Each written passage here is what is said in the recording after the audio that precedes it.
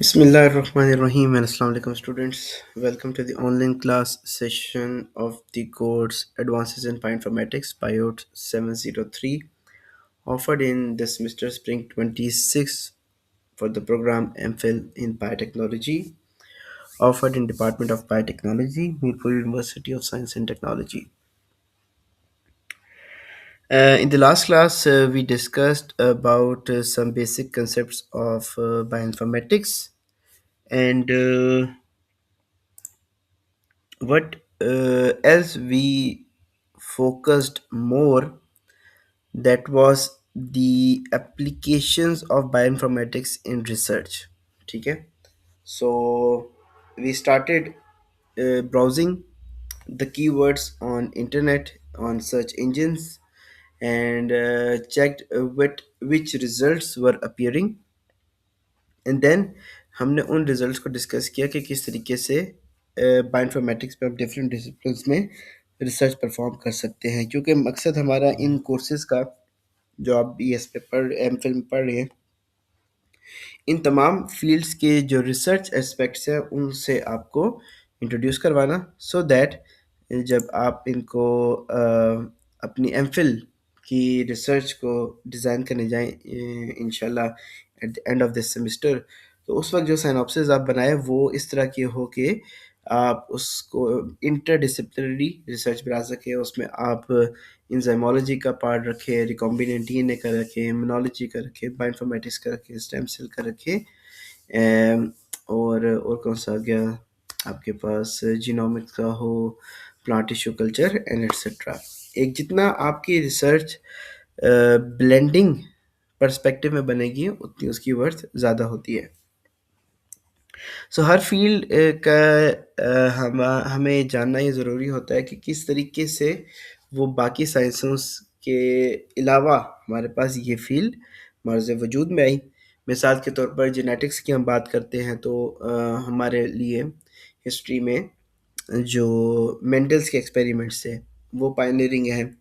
इसके अलावा माइक्रोबायोलॉजी में माइक्रोस्कोपी, रॉबर्ट हुक, इनके एक्सपेरिमेंट्स हैं। मॉलिक्यूलर बायोलॉजी में जेम्स वाटसन, रोजलिंड फ्रैंकलिन, इनके एक्सपेरिमेंट्स हैं। तो इस तरीके से ये एक टर्निंग पॉइंट होता है in the sciences which lays down the foundation of a new sciences. तो बिगनिंग ऑफ बायोइन्फॉर्मेटिक्स हमारे लिए जानना इसलिए भी ज़रूरी है कि हम इस फील्ड को ज़्यादा अच्छे से समझें, क्योंकि जब ये फील्ड नहीं थी उस वक्त वो कौन सा ऐसा रिसर्च गैप था जिसको फिल करने के लिए एक एफर्ट्स की गई, जिसको बाद में जाके बायोइन्फॉर्मेटिक्स कहा गया। ठीक है. So 4.1 is the Margaret Dayhoff and Richard Eck, Robert Ledley and the beginning of bioinformatics. यहाँ पे कितने बंदों का नाम है? एक, दो, तीन। इन तीन बंदों ने डिफरेंट लैब्स में डिफरेंट एनालिसिस करके कुछ ऐसा काम किया है जो कि बाकी साइंसेस से थोड़ा डिफरेंट था, and that led to the beginning of the era of bioinformatics. Although bioinformatics is one of the buzzwords in the post genomic era, ठीक है, जीनोमिक एरा का भी अभी पोस्ट एरा चल रहा है। जीनोमिक एरा कौन सा था? जब जीनोमिक्स यानी कि study of the whole genome एक बूम करी थी, और ये सन 2000 के आसपास थी, और अब उसको हुए हुए भी 25 साल हो चुके हैं। तो अब हम एक पोस्ट जीनोमिक एरा पे हैं, जहाँ पे जीनोमिक्स पे रिसर्च करना एक बहुत ही स्ट्रेट अवे टास्क है, बट द टास्क इज कि उस जीनोम सीक्वेंस से मीनिंगफुल इंफॉर्मेशन हमें एक्सट्रैक्ट आउट करना।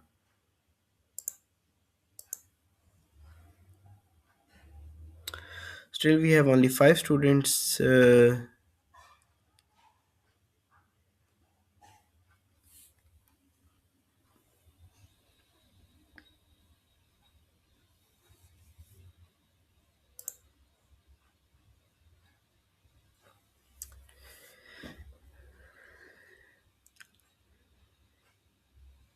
It is by no means a completely new discipline. The beginning of the pioneering work by Margaret Tehoff, Richard Eck, and Robert Ledley in computer-aided analysis of protein data goes back in the period around 1960. अच्छा, ये जो Margaret डेहॉफ है, इसका full नाम है Margaret Oakley डेहॉफ है। तो जो कि बायोइन्फॉर्मेटिक्स मेरी अपनी फील्ड है since last around 15 years. So at least मैंने इसका नाम जब उस वक्त याद किया तो किस तरीके से कि इसके नाम के इनिशियल्स जो है वो MOE हैं, Margaret Oakley Dayhoff, MOD. So I remembered this name with the name of initials MOD से मैंने याद रखा कि मदर ऑफ डेटाबेसेस। लाइक जिस तरह हम कहते हैं ना, Jabir bin Hayyan is the father of organic chemistry. तो चूँकि bioinformatics is about data sciences and databases, so this scientist, she was the mother of the databases, biological databases। तो इस तरह से मुझे ये नाम कभी भूलता नहीं है। 1960s में, आज से कितने साल पहले, 40 और 25, 65 ऑलमोस्ट ईयर पहले, Dayhoff, Eck and Ledley capitalized on their experience and training in computing, mathematics, and life sciences in collecting and organizing protein sequences, sequence analysis, and the studies of protein evolution। ठीक है, तीन different scientist ने different areas में computer की मदद से protein sequences पे काम किया। Their work could be regarded as the direct ancestor of the modern bioinformatics. In 1965, Dayhoff, Eck, and a couple of colleagues, क्या कहते हैं, compiled the first atlas of protein sequence and structure, which had almost 50 sequences known at that time. The second volume was published in 1966, एक साल बाद second volume हुआ, and had a little over 100 sequences। उसमें 100 sequences थे, पहले 50 थे। This compilation of protein sequence and structure information was the predecessor, predecessor of the current gene and protein databases that form the backbone of the complementary bioinformatics. In subsequent years, as more and more protein sequences were reported, the atlas grown in size and popularity under the leadership of De Hoff. Eventually, this database becomes the Protein Information Resource (PIR) database, now maintained at the Groningen Georgian University, Georgetown University। तो initially क्या हुआ कि insulin protein है जिसकी first time sequence की गई using the protein degradation method, Edmund degradation method, और इसके अलावा भी कुछ अधिक सीक्वेंसेस प्रोटीन की हमें मिलने लगी। उनको राइट डाउन किया गया और उनका सिंपल एक कलेक्शन बनाया गया, और वो 1965-66 पे टेहॉफ ने एक Atlas of protein sequences and structure के नाम से डेटाबेस बनाया। Margaret Dayhoff was a professor at Georgetown University Medical Center. As an independent researcher, Dayhoff brought her background of mathematics, chemistry, and computing to address the problems in biology, particularly protein chemistry, and become the pioneer in the application of mathematics and computational methods in biochemistry. One of her most important contributions was developing, together with the Richard Eck, the single letter code for amino acids that is used by all protein analysis tools. She developed a computer algorithm for protein sequence alignment which was correctly thought to reveal their evolutionary history. अच्छा, Richard एक और मार्garet half ओक्लेडे half ने एक और चीज़ क्या की कि एक तो सिंगल लेटर कोड बनाया अमीनो एसिड्स का, ठीक है, like we have for methionine M, alanine A,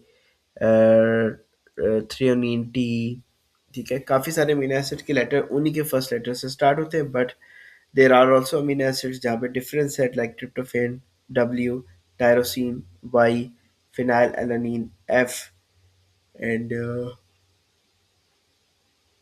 arginine R, lysine K. So इस तरीके से there are letters different from the first letter of the amino acid. Thirdly, एक हमारे पास Atlas आ गया, एक हमारे पास इंफॉर्मेशन आ गई कि first letter single letter codes, और थर्ड ये कि एक प्रोग्राम बनाया, एक एल्गोरिथम बनाया जिसने प्रोटीन सीक्वेंस अलाइनमेंट परफॉर्म की। और जब सीक्वेंस अलाइनमेंट परफॉर्म होती है तो उससे हमें पता चलता है कि किस सीक्वेंस से किस सीक्वेंस में चेंजेस हुई हैं। मिसाल के तौर पर आपके पास दो चीज़ें सामने आपके रखी हुई हैं, एक एग्जांपल दे रहा हूँ। एक आटे का पेड़ है और एक पकी हुई रोटी है, ठीक है। दोनों में बहुत सिमिलैरिटी है, कंपोजिशन वाइज तकरीबन सेम है, ठीक है। और बिल्डिंग ब्लॉक्स भी सेम है, ग्रेन्स हैं, और वाटर कंटेंट थोड़ा बहुत रिड्यूस हो जाता है पकी हुई रोटी में, बाकी वो भी सेम है। लेकिन हमें क्या आइडिया हो कि पहले से कौन सी चीज़ है और बाद में कौन सी, तो ये चीज़ हमें एक्सपीरियंसेस और हमें उस चीज़ की यूजेज, एप्लीकेबिलिटी इस चीज़ से पता चलेगा। ये चीज़ परफॉर्म करती है सीक्वेंस अलाइनमेंट सॉफ्टवेयर, ठीक है। क्योंकि हमें एक जो रोटी है उसका जो फाइनल प्रोडक्ट है वो कंज्यूमर यूज़ करता है, ना कि एक आटे के पेड़े को। तो वहाँ से हमें इस चीज़ की एनालिसिस होती है कि जो भी चीज़ एक पर्टिकुलर शेप में फ्लैटेंड डिस्क फॉर्म में होगी तो वो ज़्यादा बाद में बनी है, और उससे जो पिछली चीज़ है दूसरी होगी आटे का पेड़ा, वो उससे पहले होगा। इसके साथ अगर एक सूखा आटा रख दें बिल्कुल पाउडर फॉर्म में, वो उससे पिछला होगा फॉर्म, ठीक है। तो ये चीज़ के हमें रियल लाइफ एग्जांपल्स हमें ट्रेन करती हैं ह्यूमन परसेप्शन के अंदर, कि वो हमें गाइड कर देता है कि पहले कौन सी चीज़ बनी, उसके बाद क्या, उसके बाद क्या। तो यही चीज़ के प्रोटीन्स की नीड क्या है, उन्होंने क्या फ़ंक्शन परफॉर्म करना है, कौन से ऐसे फंक्शंस हैं जो ऑब्सोलीट हो चुके हैं, ये सब पैरामीटर्स हमें बताते हैं कि कौन सी हमारे पास पर्टिकुलर प्रोटीन पहले आई है या कौन सी हमारे पास बाद में आई है। ठीक है, 7 स्टूडेंट्स हैं, 4:30 तक अटेंडेंस मैंने मार्क करनी थी, बाकी फिर डेफिनेटली क्योंकि अटेंडेंस नहीं लग पाएगी।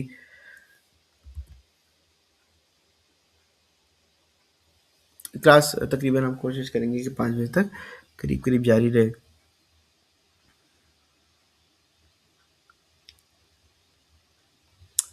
रिचर्ड एक इसके अलावा क्या किया, studied chemical engineering and plant biology in 1961, ठीक है। अभी ये उस 65 से 4 साल पहले की बात हो रही है। Published a paper in nature in which he compared all the sequences of hemoglobin, uh, venoms, and other proteins such as the insulin from different species. He realized that the information on amino acid sequence could be organized in different ways in order to produce specific patterns. He also identified numerous amino acid substitutions in proteins and noted that the pattern of substitution was not random. In a conference in 1964, Eck presented a cryptogrammic method to trace the evolution of proteins. He suggested that using the results, one could calculate the degree of relatedness of each proteins which with reference to its ancestors, and draw a family tree in which the distances between the branches represented a quantitative measure of relatedness. Thus, Eck outlined the basis of reconstruction of phylogenetic tree. Richard act ने क्या किया, sequences उस वक्त काफ़ी हो गए थे। 1965 में मार्गरेट डेहॉफ ने तो एक इनका डेटाबेस बनाया, बाद में अलाइनमेंट प्रोग्राम बनाया। रिचर्ड एक्ट ने जो सीक्वेंसेस मौजूद थे उनकी कंपैरिजंस देखे, उनको अलाइन करके देखा कि देर आर सीक्वेंसेस, उनके दरमियान में अमीनो एसिड डिफरेंस है। और ये जो अमीनो एसिड डिफरेंस है ये रैंडम नहीं है, ये किसी ख़ास मेथड, किसी ख़ास डायरेक्शन में प्रोसीड होता है।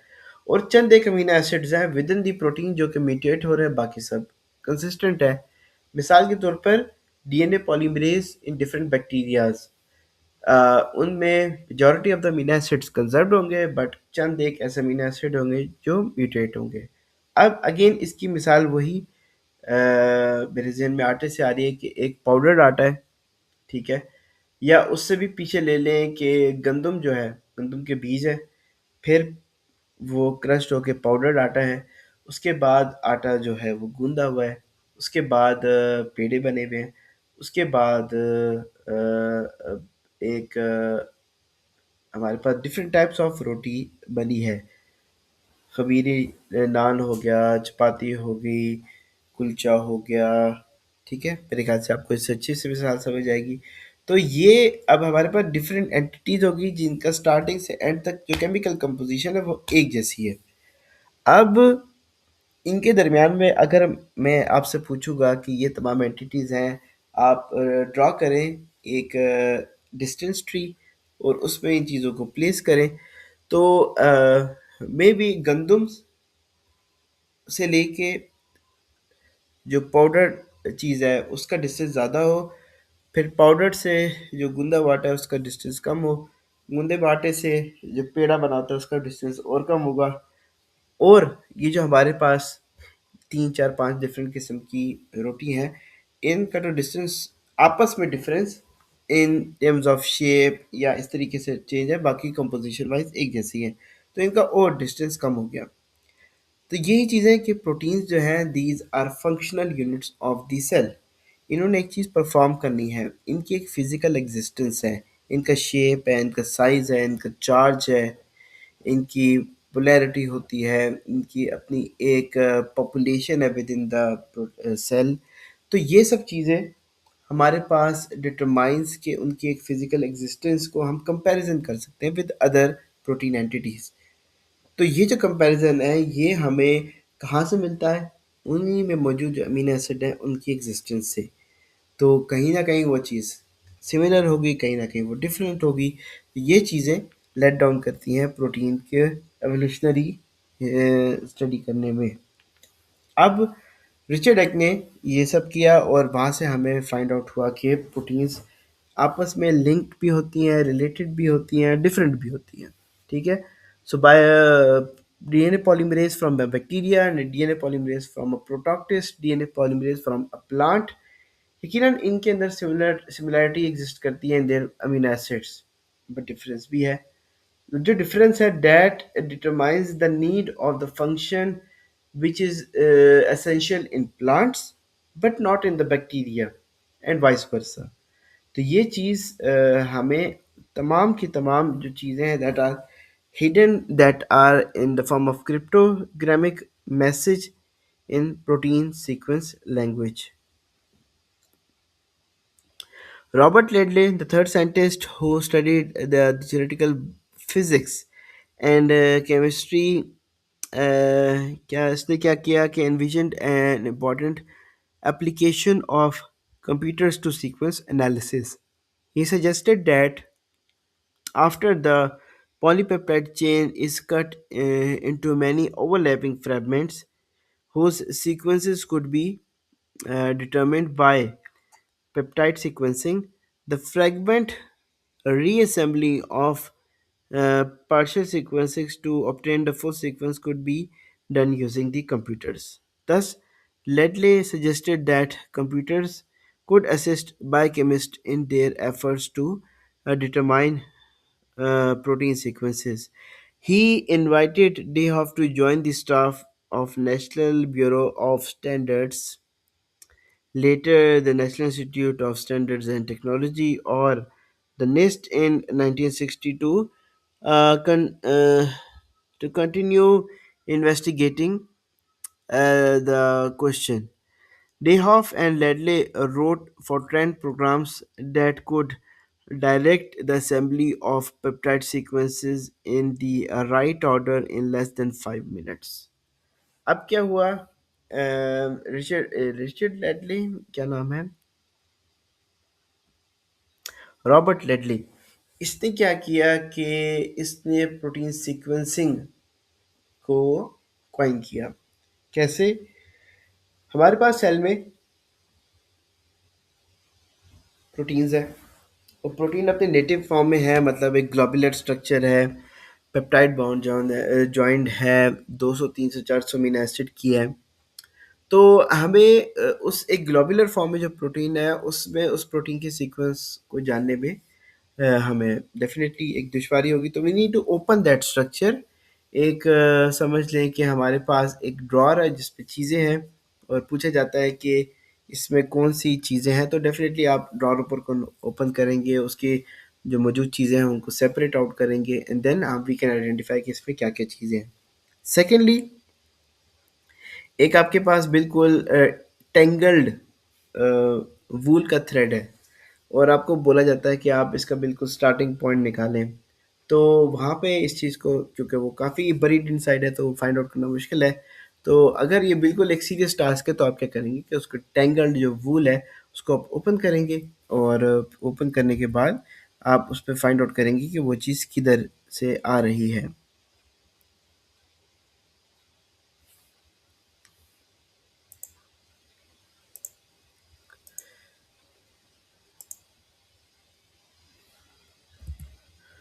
One second.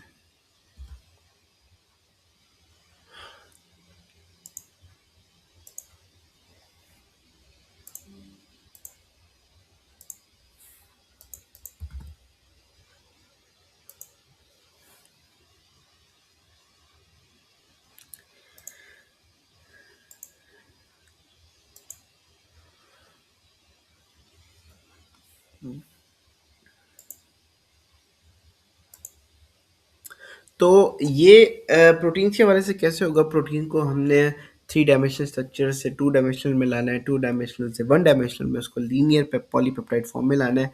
अब यूजिंग सम प्रोटीजेज हम वन बाय वन एक एक अमीनो एसिड को रिमूव करेंगे, और उसको फिर देखेंगे कि ये कौन सा अमीनो एसिड है। तो उसके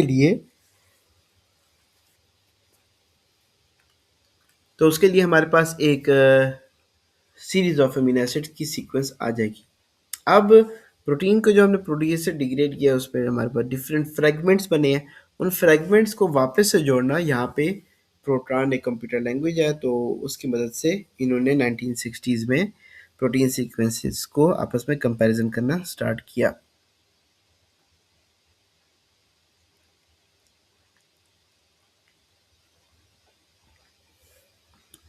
Both Dayoff and Eck became involved in the evolutionary studies of proteins, while the Ledley continued with his interest in the application of computers in biology. Dayhoff studied started playing an increasingly important role in protein sequence analysis, and continued to contribute to overall evolutionary biology based on her studies on protein sequence. She published the uh, she published the first reconstruction of a phylogenetic tree using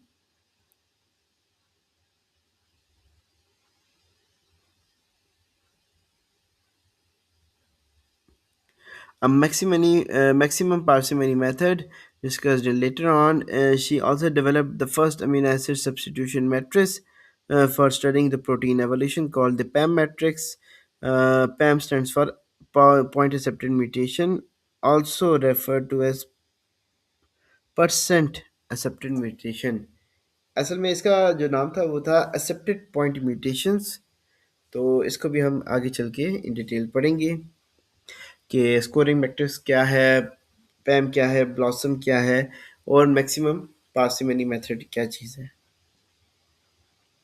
Because it represents accepted permutations per 100 amino acid residues. Publication by Dayhoff in the Popular Science Journal, the Scientific American, entitled "The Computer Analysis of Protein Evolution," can be regarded as one of the most important initial publications in bioinformatics and molecular phylogenetics. For her enormous pioneering contributions, Margaret Dayhoff is popularly regarded as the founder of the modern bioinformatics. Margaret Ockel Dayhoff, mother of databases. तो यहाँ पे एक और चीज़ क्या की कि accepted point mutations, ये बहुत इंपॉर्टेंट चीज़ है, पर 100 रेजिड्यूज, ठीक है। हम एक टोटल एंटिटी को कितना चेंज करें कि वो उतनी ही कैटेगरी में एग्जिस्ट करेगी। क्या मतलब, मिसाल के तौर पर अ, आपके पास एक प्लांट है और आपके पास एक प्लांट की जो वुड ट्री है उससे बना हुआ एक फर्नीचर है, ठीक है। अब प्लांट और जो वुडन फर्नीचर है, इन दो के दरमियान में डिफरेंट फेजेस आए हैं, ठीक है। तो वो डेफिनेटली एक ऐसा फेज होगा जहाँ पे हम प्लांट को प्लांट नहीं कहेंगे और हम उसको वुड फर्नीचर कहना स्टार्ट कर देंगे। लेकिन उससे पहले जो फेजेस थे, लाइक प्लांट है, प्लांट आपको सेकंड फेज आएगा कि पहला फेज था कि वो ज़मीन में लगा हुआ था, सेकंड फेज था कि वो ज़मीन से निकाल दिया गया, थर्ड फेज था कि उससे हमने रूट्स निकाल दी, अभी भी वो प्लांट है, फोर्थ फेज था कि हमने उसमें से ऊपर से लीव्स निकाल दिया, अभी भी वो प्लांट का एक बाक है या ट्रंक बोले। फिर हमने उसके स्टेम्स रिमूव किए और सेंट्रल जो बाक है उसको रिटेन किया। अब वो एक ट्री की डेफिनेशन से निकल गया। तो ये चीज़ के प्रोटीन्स में, जैसे मैंने बताया कि डीएनए पॉलीमरेज इन बैक्टीरिया भी है, डीएनए इन फंजाई भी है, डीएनए इन प्लांट्स भी है। तो म्यूटेशंस तो हो रही हैं, लेकिन अच्छी खासी म्यूटेशन है, बट स्टिल वो डीएनए पॉलीमरेज ही है। तो वो क्या ऐसी म्यूटेशन होगी, ये जो एक्सेप्टेड हमारे पास म्यूटेशन है जिससे हमारे पास वेरिएशन आ रही है, और लेकिन एट द एंड जो फंक्शन है वो पॉलीमराइजेशन का रिटेन है। और इससे मज़ीद अगर उनमें चेंजेस होगी तो वो अब म्यूटेशन कंसिडर होगी और उसके बाद प्रोटीन अपना फंक्शन परफॉर्म सही से नहीं कर सकेगी। तो ये तमाम एस्पेक्ट्स है जो अर्ली बायोइन्फॉर्मेटिक्स की अ, हमारे पास डेवलपमेंट में कारआमद साबित हुए, ठीक है। सो आज की क्लास के लिए हम इतने ही रखते हैं। डेफिनेशन ऑफ बायोइन्फॉर्मेटिक्स को हम इंशाल्लाह कल से स्टार्ट करेंगे।